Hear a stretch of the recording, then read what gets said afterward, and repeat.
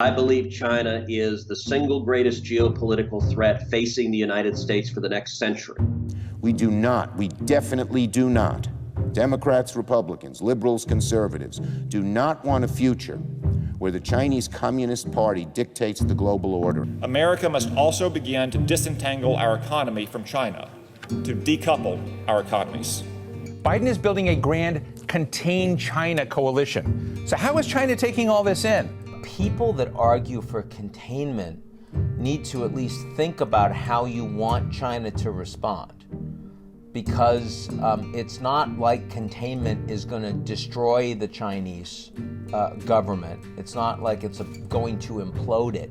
Insofar as American foreign policymakers completely don't accept the Chinese perspective and are not prepared to give lip service to it, then that creates the theatrics that got you Anchorage. Top U.S. and Chinese officials have met face-to-face for the first time since President Joe Biden took office.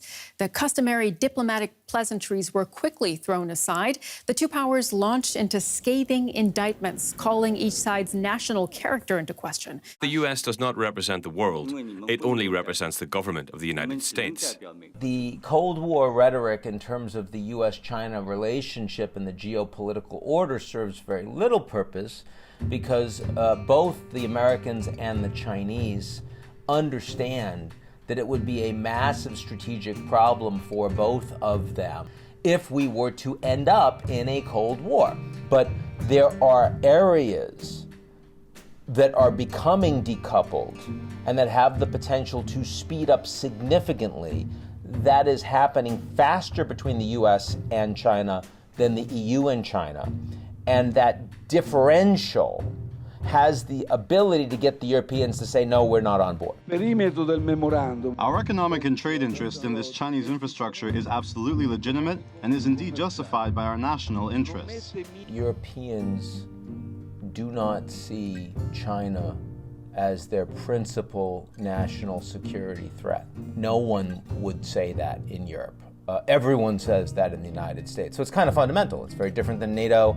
It's very different than the Cold War, where the Americans and the Europeans together saw that the Soviets were the principal threat and helped to bind us together economically, politically, strategically, ideologically. None of that holds true with China.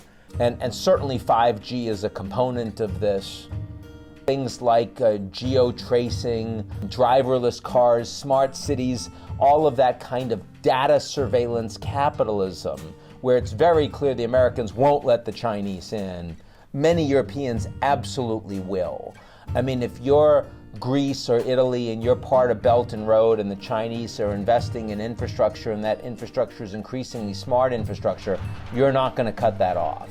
China stands for 30% of global growth over the next 10 years, so we really want to be part of that. The promise of a global supply chain and an integrated globalization that the Americans and others had held out to the Chinese as what was going to allow them to grow to become a great power, that is no longer something the Americans particularly believe in, and it's certainly no longer something the Chinese trust. And that's the big shift in the global order.